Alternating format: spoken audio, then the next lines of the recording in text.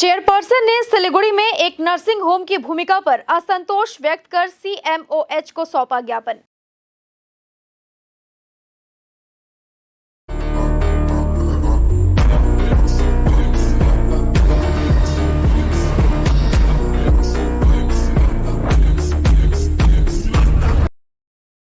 बकाया भुगतान में देरी के कारण एक वृद्धा को बिना इलाज और उसके परिवार से बात किए बिना रेफरल डिस्चार्ज देने का आरोप सिलीगुड़ी के एक नर्सिंग होम के खिलाफ उठे हैं। इस घटना को लेकर 3 नंबर बोरो की चेयरपर्सन मिल्ली सिन्हा ने सिलीगुड़ी के कॉलेज पाड़ा स्थित उक्त नर्सिंग होम की भूमिका पर असंतोष व्यक्त करते हुए जिला स्वास्थ्य मुख्य अधिकारी तुलसी प्रमाणी को एक ज्ञापन सौंपा है। बताया गया है कि 72 साल की दीपाली पाल को 13 तारीख को पेट दर्द और उल्टी की शिकायत होने पर नर्सिंग होम में भर्ती कराया गया था। वृद्धा के बेटे प्रसेनजीत पाल का आरोप है कि उन्होंने पहले 1 लाख रुपए जमा किए थे। बाद में नर्सिंग होम की ओर से उन्हें और बकाया रुपए तुरंत जमा करने को कहा गया। इसके बाद उन्होंने कहा कि बकाया चुकाने में उन्हें कुछ समय लगेगा। आरोप है कि बकाया भुगतान में देरी के कारण वृद्धा को बिना इलाज और उसके परिवार से बात किए बिना अचानक रेफरल डिस्चार्ज दे दिया गया। इस संबंध में नाराजगी व्यक्त करते हुए मिल्ली सिन्हा सहित कई अन्य लोगों ने आज जिला मुख्य स्वास्थ्य अधिकारी को एक ज्ञापन सौंपा है। वहीं उन्होंने कई अन्य कारणों से नर्सिंग होम के खिलाफ क्षोभ प्रकट किया। গতকাল হয়েছিল গতকাল আমি যখন ওয়ার্ড অফিসে বসে থাকি তখন আমাদের 23 নম্বর ওয়ার্ডের আমি তৃণমূল কংগ্রেসের দুজন ভাই আসে আমার কাছে।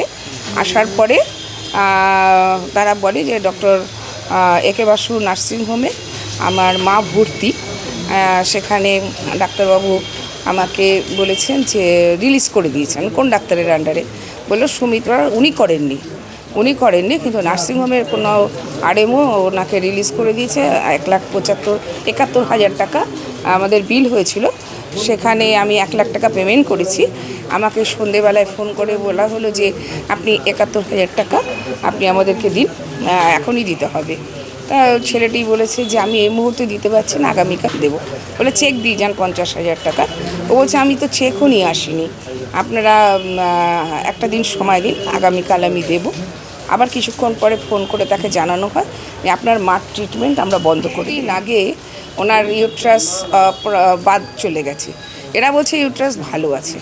হ্যাঁ, তা এইভাবে একটা নার্সিংহোম, এত রেসপন্সিবল নার্সিংহোম, যার নাকি শহরে একটা প্রতিষ্ঠিত নাম ডক্টর একে বাসু নার্সিংহোম, আজকে এইটা দিন দিন এটা এতটাই তলিয়ে যাচ্ছে। আমি প্রেসক্রিপশান দেখতে চেয়েছি, ডিসচার্জ অর্ডার দেখতে চেয়েছি। দেখার পরে দেখা গেল যে ওখানে যিনি আরএমও আছেন তিনি ফর দিয়ে ওনাকে করেছেন। আমি ডাক্তারকে ধরলাম যে আপনার আন্ডারে তো ভর্তি হয়েছেন যেই ডাক্তারে, তিনি তো বলেননি যে ওনাকে রিলিজ করা হোক বা কিছু, বা ওনাদের পেশেন্টকে অন্য কোনো জায়গায় নিয়ে যাওয়ার জন্য, বেটার ট্রিটমেন্টের জন্য, সেটাও তো বলেনি, বা পেশেন্ট পার্টিকেও তো তার কনসার্ন নেননি। তা আপনি কী করে এটা করলেন? আপনার কি সেই রাইট আছে? বলে আমি ফর দিয়ে করেছি। তাই বললাম যে আপনি করারটা কে, সেটা আমি আপনার কাছে জানতে চাই।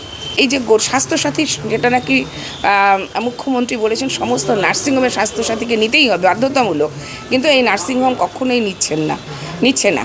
তা সেটা কেন নিচ্ছে না, কার প্রভাবে নিচ্ছে না, কিসের জন্য নিচ্ছে না জিজ্ঞেস করলেই বলে ডাক্তাররা করতে চায় না।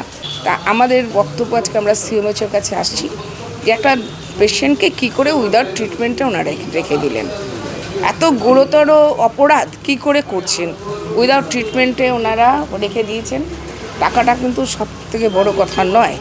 জানি নার্সিংহোম চালাতে গেলে ওদের যে ফর্মালিটিস আছে সেটা আমাদের মেনটেন করতেই হবে, কিন্তু তাই বলে এরকম অমানবিকতা আমরা কখনোই দেখিনি। তীব্র প্রতিবাদ আমরা তৃণমূল কংগ্রেস থেকে করেছি। আমরা মানুষের পাশে থেকে কাজ করতে চাই। সমস্ত রকম ফেভার আমরা এই নার্সিংহোমকে দিয়েছি।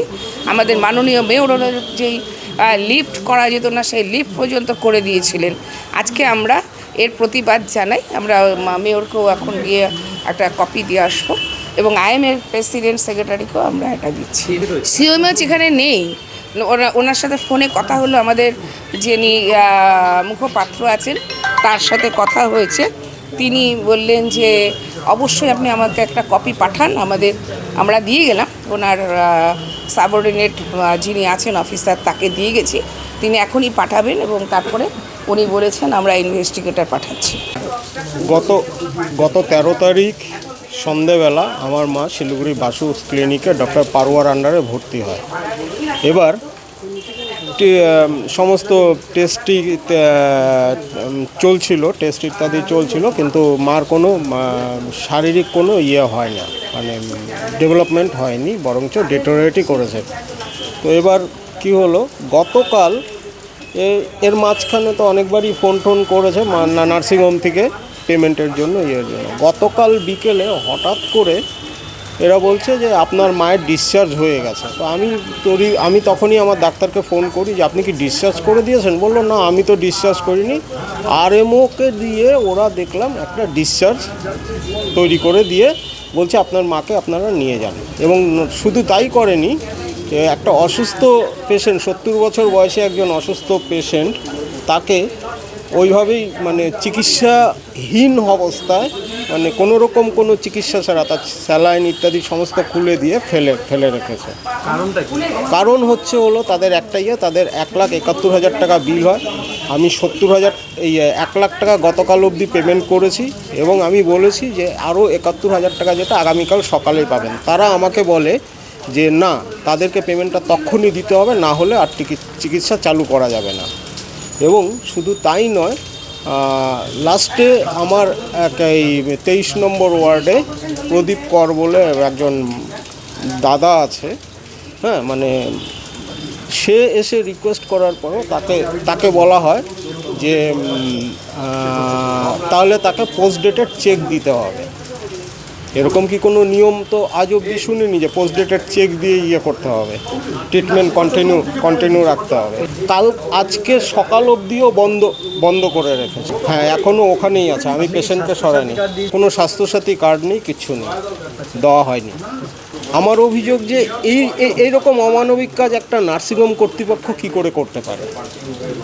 যে একটা পেশেন্ট আজকে আমার মায়ের সাথে হয়েছে, কাল যে আরও কারোর সাথে হবে না, এর গ্যারেন্টি কি কেউ দিতে পারবে?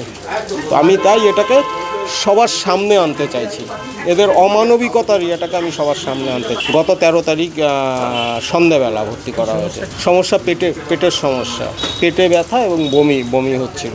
ডক্টর সুমিত পারোয়া এখনও ওখানেই রয়েছে। ওনারা বারবার করে আমাকে ফোন করে বলছে আপনি আপনার মাকে নিয়ে যান।